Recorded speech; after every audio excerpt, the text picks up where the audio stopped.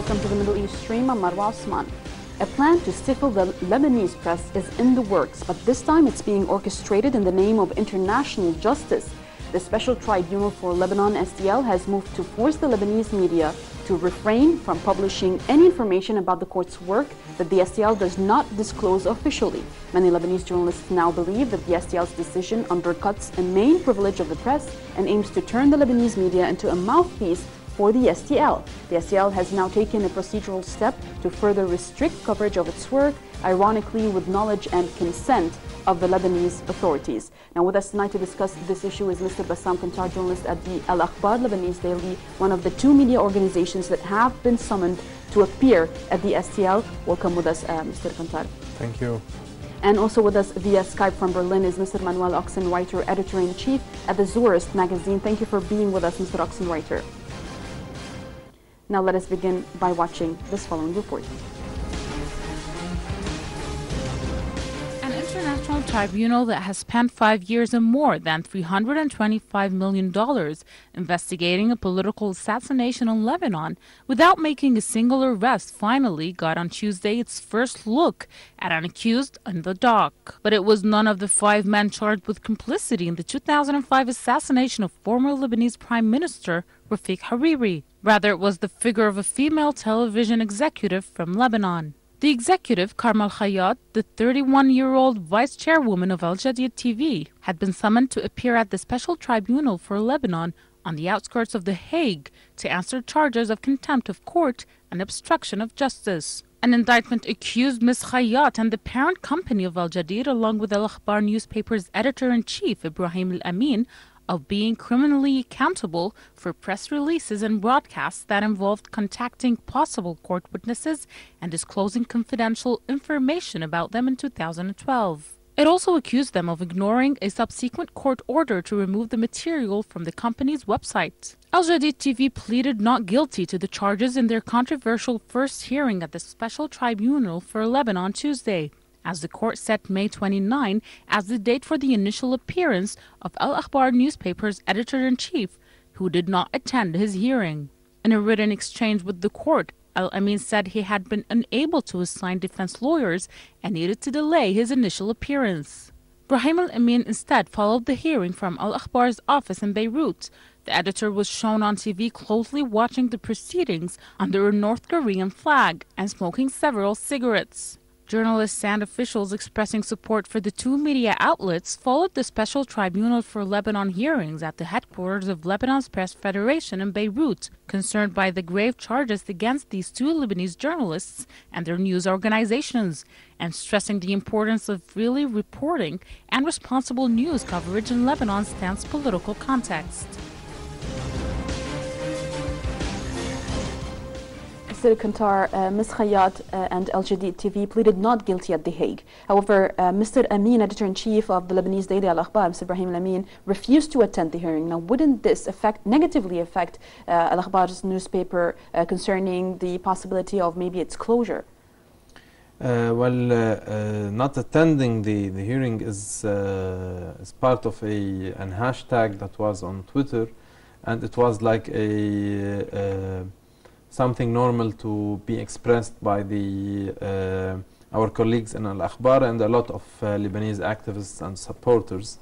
That does not mean in any way that Al-Akhbar newspaper will announce officially that they are not accepting to deal with the court, but for sure there was a very detailed letter sent officially by the newspaper describing the circumstances that and the very fast way the court or the STLL tried to announce the timing of the first hearing. This was something that not acceptable from us. We were also trying to let's say test the reflection of such a decision on the Lebanese political leaders and also a political situation. And it was also linked in one way or another to some reactions from the international community, especially all the organizations concerned with the issues related to the freedom of press and to the freedom of speech. In the letter, there was a clear statement announcing that we need more time in order to secure that the process of justice is 100% will be able to allow us to defend ourselves in a very, very concrete way. This is something that needs an international lawyer, and it needs a lot of investment and a recruitment for a lawyer. And it's also, we also need to know more about the whole, let's say, documents that they are considering, that the friend of the STL is considering, that have a lot of evidence related to the case itself. For sure, we will continue during the court announcing that we are not accepting the whole theory, that it is that the leaked document from the STL, that publishing a leaked document from STL is something that is considered a crime. I think that the whole scene of the journalism within the last 2 years was related in one way or another to the leaked documents. Let us all remember the brave Julian Assange and his association WikiLeaks, and what have did in the whole scene, in the whole world, from Russia to the Middle East to the United States of America, and also the brave other American soldier, I think his name is Manning, the guy that he is now under a very, very unjust sentence in the States itself. And also let us also remember the brave hero Edward Snowden, that he is now telling us the real investigative system and what the American intelligence have did to our phones and database and emails. This is something that gave the journalism its new face, and I think it's a new era. It is something that now a journalist is in one way or another a whistleblower. This is something that have to be discussed, and if a whistleblower will reach a journalist and give him his document, is it this something that is criminalized? I think the description of such an act was under a long discussion during the last 5 decades in the United States of America itself. I think that the first reaction of the American government during the Vietnam War was considering such a leaked documents and the whistleblowers at that time as criminals, but later on I think that they were considered as heroes. Well, the same, I think, will the same result will come be up later from what's on going on in the STL. Sure. Well, Mr. Ochsenreiter, taking from what Mr. Kantar just said, Mr. Brahim Al-Amin also accused the Special Tribunal for Lebanon of suppressing freedom of speech and of press, saying that he contempt charges go against all human rights laws. However, doesn't the fact that these two media outlets that have published the names of the witnesses actually jeopardize the safety of these witnesses?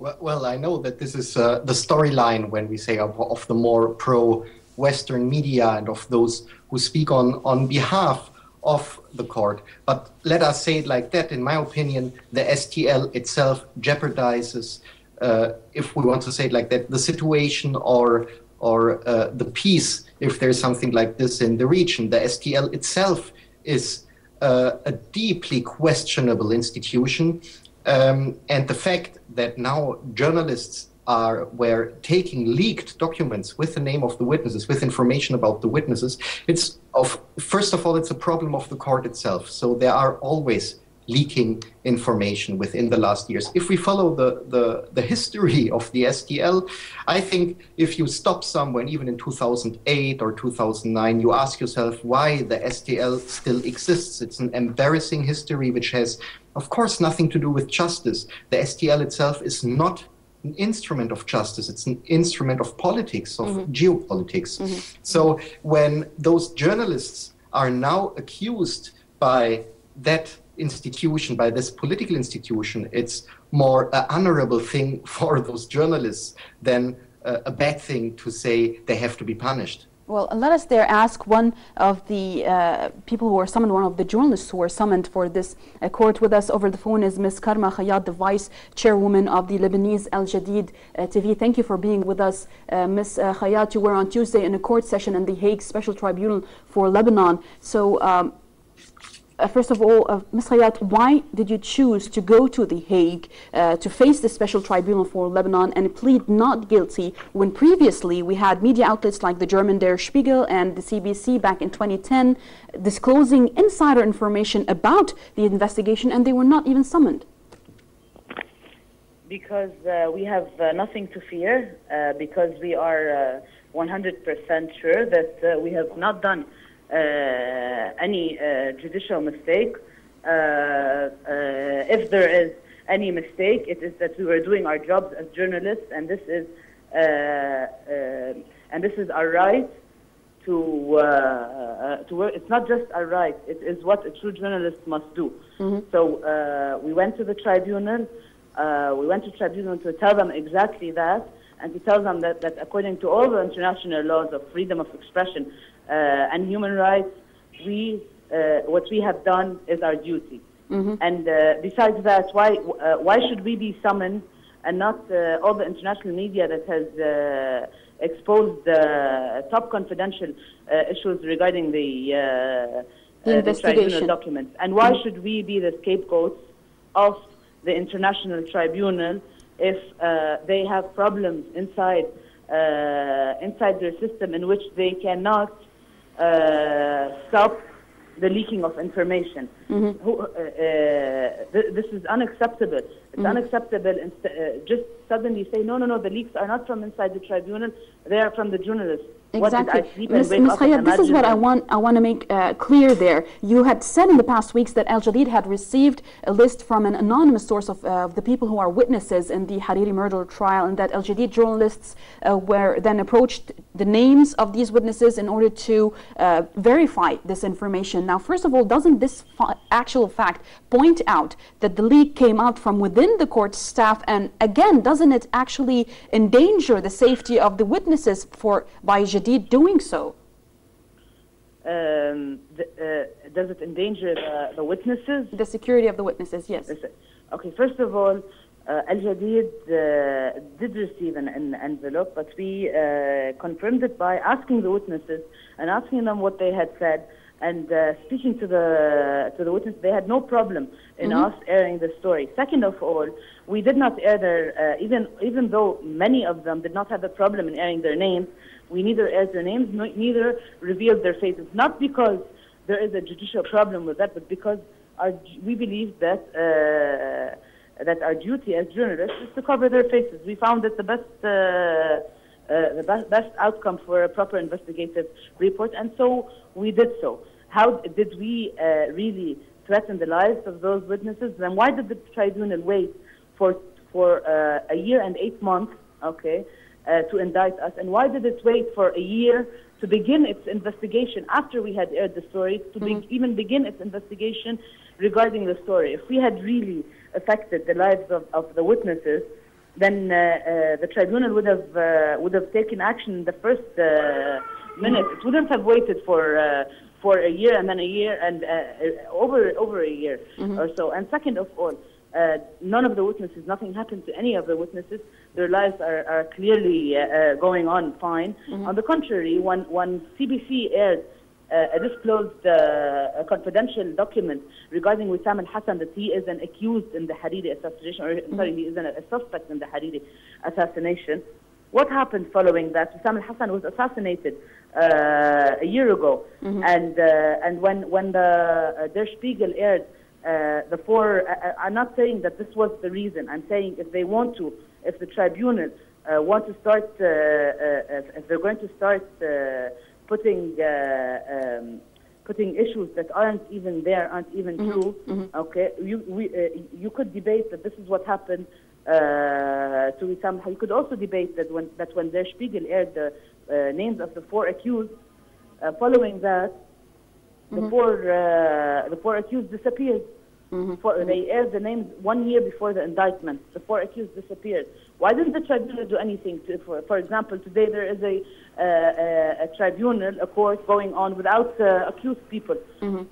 Well, Ms. Khayat, let me set this straight. If found guilty by the court, you will either be fined up to $138,000 or even face up to 7 years in prison. But the question here is, in the event that you were actually found guilty, where do you think that puts the freedom of speech in Lebanon, and who do you think should be held responsible for jeopardizing this freedom of speech in the first place?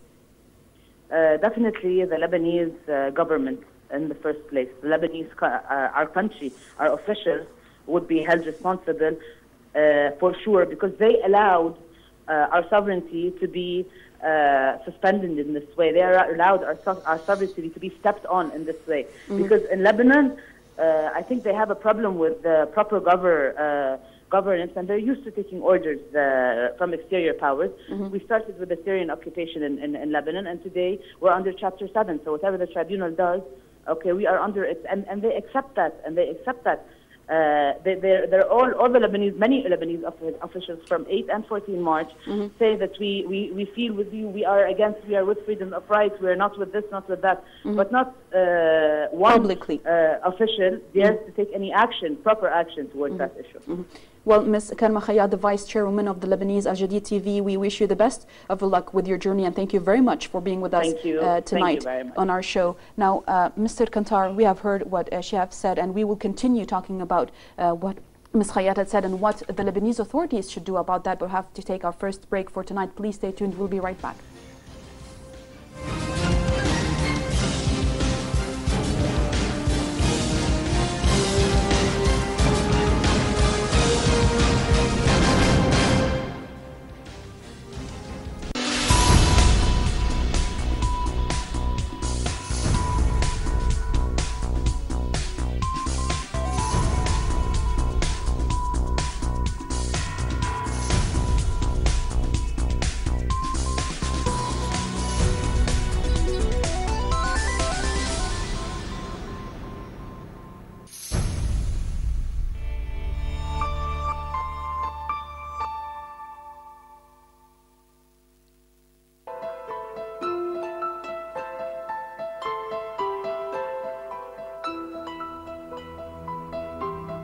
Depth, clarity, substance.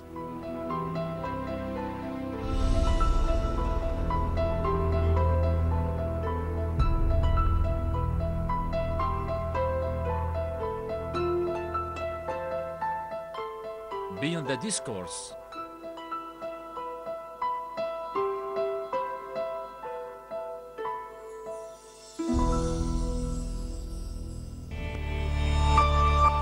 Beyond politics, beyond the shallowness of everyday politics.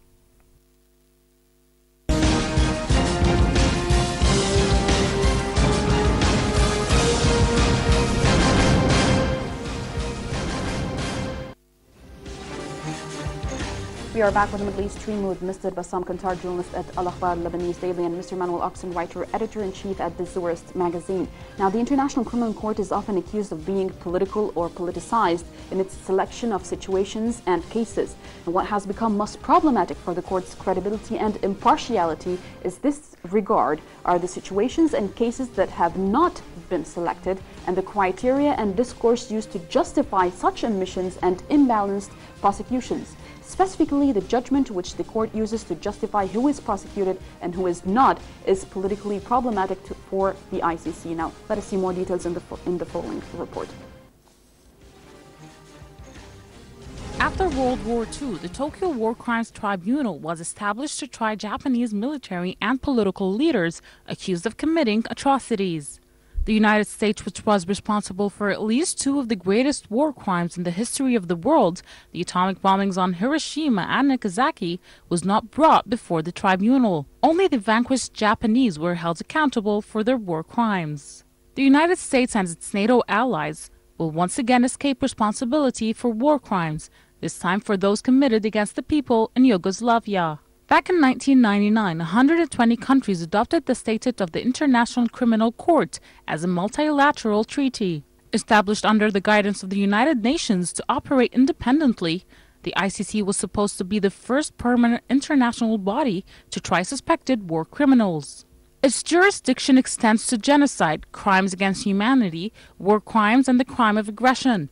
7 countries, including Libya, Iraq, China, India, Sudan, Israel, and the United States, voted against the establishment of the ICC. The United States sought to ensure the legal processes of the ICC would not jeopardize its role as global superpower, insulating its soldiers and policymakers from becoming defendants in war crimes prosecutions.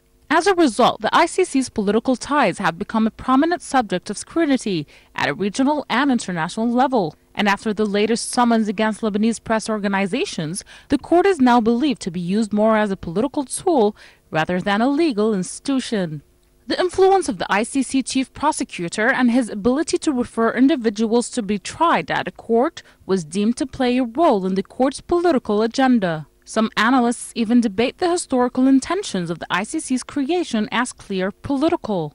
Humanity certainly didn't create it. Some people with beliefs and ideologies and agendas did. In retrospect of the past and present ICCs, it has thus far been proven that the ICC originated as a relatively distinctive idea, crafted so as to become like any treaty compatible with state interests, rendering the political context of origins more influential than the criminal case itself. Mr. Kantar, the trial of 5 members of Hezbollah who were accused of complicity in the killing of former Prime Minister Rafiq Hariri will resume in June 18, and now with all the fuss about the stifling the Lebanese press is also insane, and it will include the testimony by new 25 witnesses. We just watched the report about how it can be politicized. I mean, the ICC. Now, given the history of the STL, the Special Tribunal for Lebanon, with providing questionable evidence like fake mobile numbers that prove to be belonging to innocent Lebanese civilians, what guarantees the authenticity of these witnesses that will start next week? If we go back to the process of this tribunal, it is clear that the whole scenario was based on the issues related to the database of the mobiles. All the witnesses that they came since the first investigative committee until the last meeting with the last witness, all of the database of those witnesses, that it is more than around, I think, thousands of papers were written and testimonies were given. None of them led to anything. So and sometimes you feel like the witness is like hoping to speak just because they were linked in one way or another to the victims. Later on, there was a record of, let's say, tens of witnesses that they were fake witnesses, and they were fabricated by investigative agencies just to build a case. To build a case, and later on to put pressure on issues related to the political Lebanese situation and to the Lebanese-Syrian relations. It was totally part of the political process. The government in Lebanon will be established or not established in relation to the STL. And later on, the step down of a president or the step down of a prime minister is related to the STL. So it is now it is like the mirror of our political life. It is not anymore something related to justice. And this is something in common. You can find like the ICC, which was like totally refused by United States and Israel. Later on, it was the tool to divide Sudan, and it was also it is now used. It was used to a tool in order to attack Muammar al-Gaddafi and all the opposition leaders, Libyan opposition leaders, that they were raising the flag of the ICC in order and asking the ICC to intervene in the Libyan situation. They are now totally against this international justice tool. In the case of the son of Muammar al-Gaddafi, Saif al-Islam, and now they are insisting on that the Libyan courts must totally take part and actually not only take part, justice. Full control of the whole trial. So again, the question of international justice linked to the Security Council, and so it is linked to the veto of one of the 5 members of the Security Council. This ICC court, for example, is not in any way accepting any case related to the Israeli crimes against humanity, even if it is recommended in international reports, such as the famous report after the Israeli invasion to Gaza. Well, let us see what Mr. Manuel has to say about that. Mr. Manuel, Hezbollah has been clear from the very beginning that they will not allow the STL to falsely charge any of its members, as they believe the STL to be politicized and bears a hidden agenda aimed at targeting the Islamic resistance. Now, in the event that the 5 Hezbollah members are actually charged and Hezbollah remains defiant to this court order, how will the court and the Lebanese authorities handle the situation?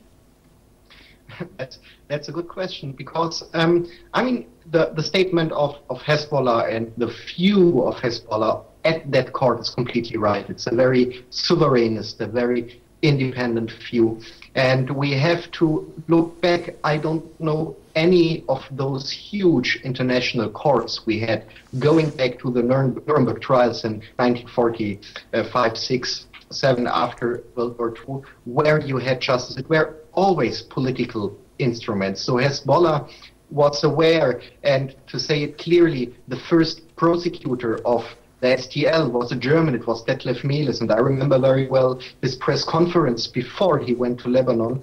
So it was already from the beginning, it was an anti-Syrian and as well an anti-Hezbollah thing. So maybe unfortunately he was a German, so I thought maybe the people in Lebanon think now we Germans know who is guilty before we do the first investigation on the case.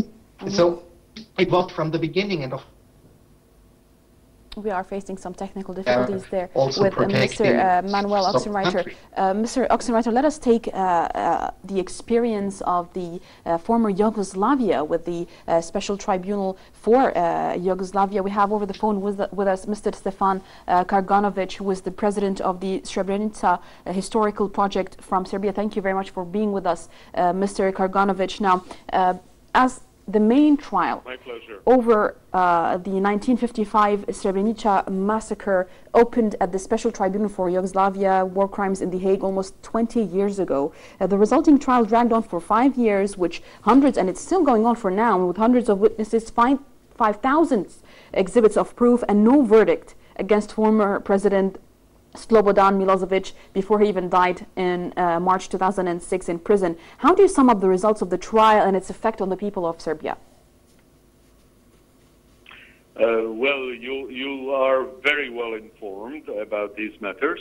The trial of President Milosevic was organized by the NATO alliance and the governments and interests associated with it. Its purpose was to lay the foundation for a narrative about the wars on the territory of the former Yugoslavia in the 1990s that would essentially transfer the blame and criminal liability from the perpetrators to the victims.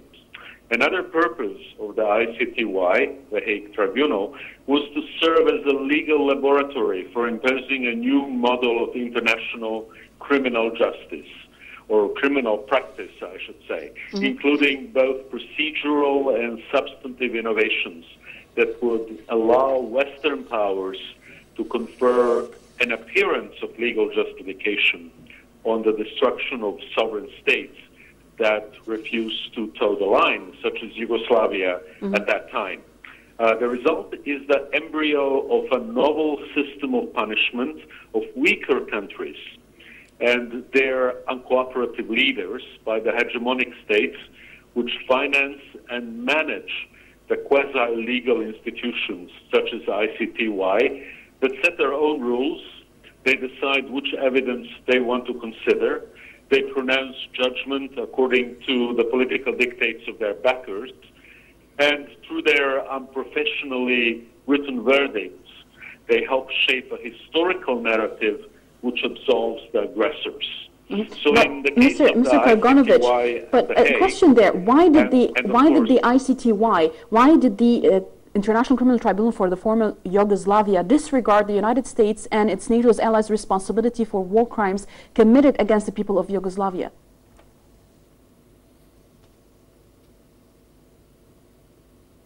Mr. Karganovic, can you hear me?